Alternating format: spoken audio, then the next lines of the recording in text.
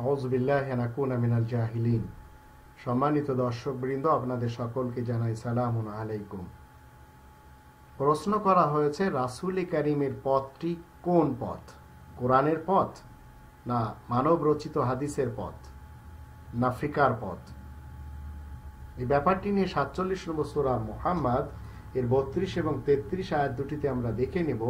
যারা বলছে যে কোরআনের পাশাপাশি মানুষের বানানো হাদিসগুলিও রাসূলের পথ এবং ফিকাগুলিও রাসূলের পথ, তাদেরকে আল্লাহ তাআলা কি বলছেন?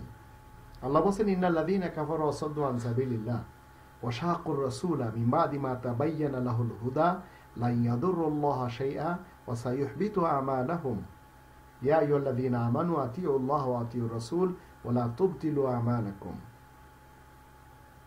নিশ্চয় যারা আয়াত গোপন করে এবং আল্লাহ তাআলার এই কোরআন থেকে মানুষকে বাধা দেয়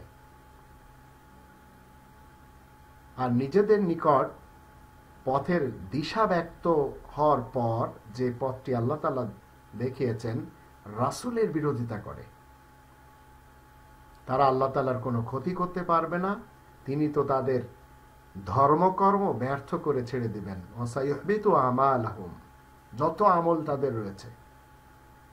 আয়াত গোপন যারা করে যাচ্ছে, কোরআনের পথে যারা বাধা দিয়ে যাচ্ছে, এই লোকগুলি আমরা দেখতে পাচ্ছি এরা নিজেদেরকে মুসলমান বলে দাবি করছেন। এদের কেউ মুসলমান শিয়া, এদের কেউ মুসলমান সুন্নি, এদের কেউ মুসলমান সালাফি। তাদের কাছে যত ধরনের গ্রন্থ রয়েছে সেগুলি সব কোরআনের সাথে পাঙ্গা নেওয়ার গ্রন্থ।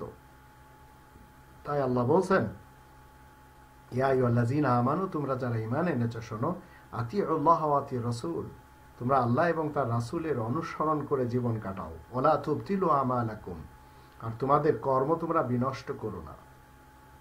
তো যারা কোরআনের পথ ছেড়ে খোরাসানীদের লেখা গ্রন্থের পথকে আপনাবে, তাদের মতকে আপনাবে, তাদের থিওরিকে আপনাবে, তাদের সব কিছু বরবাদ হয়ে যাবে এবং তাদের যত কর্মফল রয়েছে সেগুলি বিনষ্ট হয়ে ছাড়বে।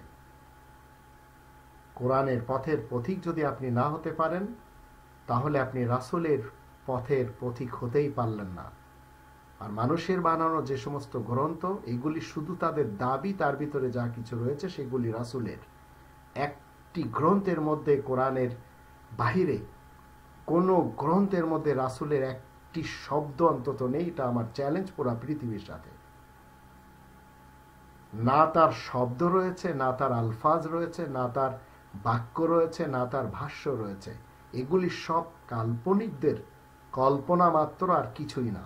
আর কোরআনের ভিতরে পাবেন ৬৩৪৮টি আহসানুল হাদিস এর প্রমাণ। ৩৯ নম্বর সূরা আজ-জুমারের ২৩ নম্বর আয়াত, এবং এর ভিতরে পাবেন রাসূল কারীমের মুখের বাণী। ৬৯ নম্বর সূরা আল হাক্কা এর ৪০ নম্বর আয়াত তার প্রমাণ করে। আর এটি হচ্ছে রাসূলের পথ, কোরআনের পথ। এর বিপরীত যত গ্রন্থের পথ রয়েছে সেগুলি সবই ভ্রান্ত মতবাদধারীদের পথ।